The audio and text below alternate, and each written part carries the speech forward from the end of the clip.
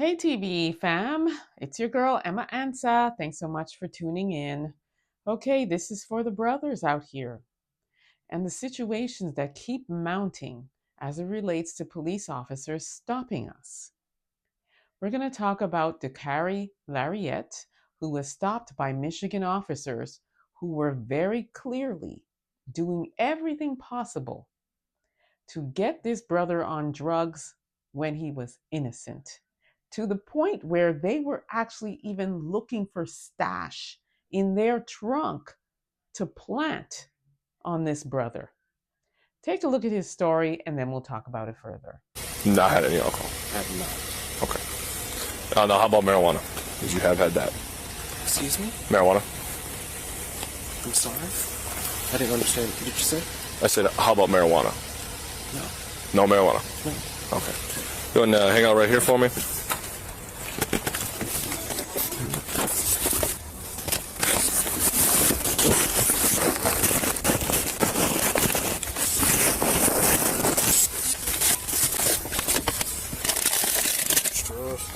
I don't think I have any.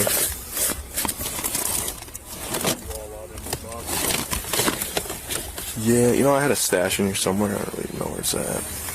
He's gonna refuse anyway. I think it's a combination of the THC for sure. I didn't really evaluate them, but you can definitely see impairment for the THC, and then thinking his medication, prescribed medications affecting it too. It's amplifying the effects of it. I'm gonna take him. The police pulled me over for no probable cause and put me through what felt like endless sobriety tests again and again and again, putting my finger to my nose, standing on one leg. At one point, I was asked, do I know the alphabet? It was just demeaning. And it was back and forth between the two officers. And it was clearly intended to break my spirit. So that went on, I believe, about an hour. And ultimately, they decided that I was both intoxicated and high on marijuana, and that I needed to be tested at the local hospital. And the drug piece, we can talk about that later because I learned that later after getting my Freedom of Information Act request returned. Went to the hospital, immediately tested negative for alcohol. They decided they wanted to jail me anyway because the marijuana test would take 2 weeks to come back. So they wanted me to sober up and be safe in the jail, which is ridiculous because in the state of Michigan, marijuana is fully legal for recreational use. So why couldn't I just walk out of that jail across the street to my house and sleep in my bed? The whole point was humiliation. So getting to the jail, and they are booking me, scanning me, making sure I have no contraband on my body. And they notice in my stomach an anomaly. And they start scanning me and scanning me and scanning me again. And in that process, Officer Kenya goes, that looks like a bag of drugs. Confess now or you will face a trafficking charge. So all night he was trying to place me in some type of drug crime. I did need to use the restroom at some point in that night and asked to do so. I was taken to a public area. It was like a theater for pooping. And basically, he told me, do not flush as I went to use the restroom. After that, I did ultimately get the test done by someone who knew what they were doing. And they said I just had gas bubbles in my stomach. And I think most people would after being harassed, terrorized, and stalked all night. I was booked, spent the night in the jail, and walked out the next day. So, as you hear, they made him do everything possible, even saying the alphabet. Come on. And then on top of that, you can hear the officer saying, I'm trying to find this stash. I know I had it here somewhere. Fully trying to make sure that he got something on this brother.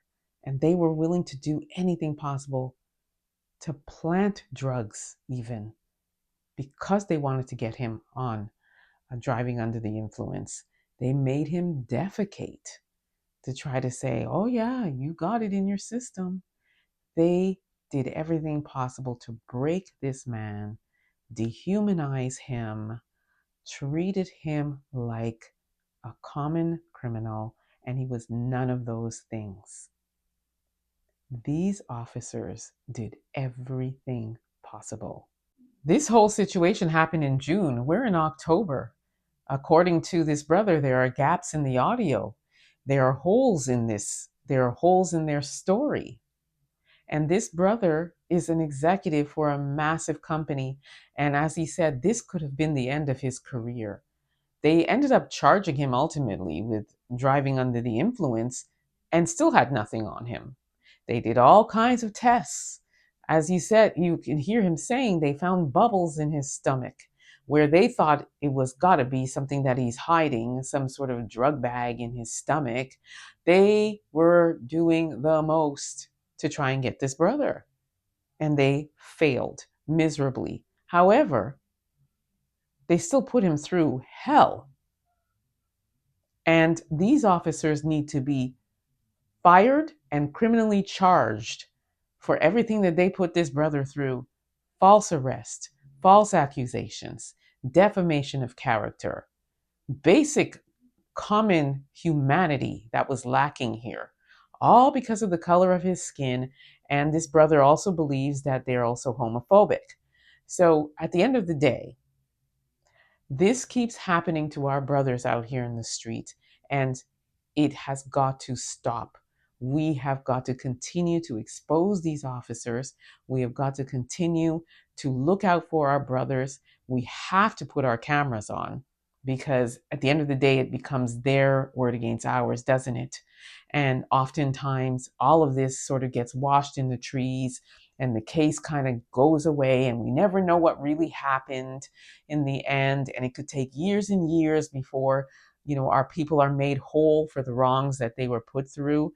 So it's important for us who use this platform, and for us who view and subscribe to these channels and subscribe to what we're saying and everything that we report on, to share it.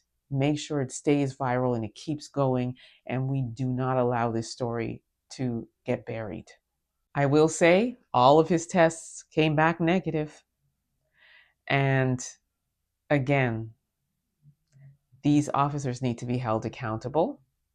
I will continue to follow this story to see what ultimately happens with this brother, and I'll keep you all posted. It is super disturbing to me that these officers were really doing what they could possibly do: finding drugs. My thing is, what are you doing with drugs in your vehicle? Doesn't that say more about the officer? Doesn't that say that maybe the officer's a drug dealer? I'm just saying. He's like, I knew I had it in here somewhere. What are you doing with drugs in your car? If you had arrested somebody who had drugs, wouldn't that have been admitted to evidence? Why would it be in your vehicle? I think that's what the police chief and the city and everybody else needs to look at, which is, what the heck are you doing with drugs in your vehicle? I ask again. These dirty cops out here, we have to be so careful. So I urge everybody, if you get stopped, take your camera out. Even if you don't want them to know you have your camera out, turn on your speaker so that we get audio. But we are going to continue to expose all of these injustices against our people. So again, I will be following this story. I'll keep you posted. Please like, subscribe, share. Let me know what you think about this, and I will see you again next time. Peace be.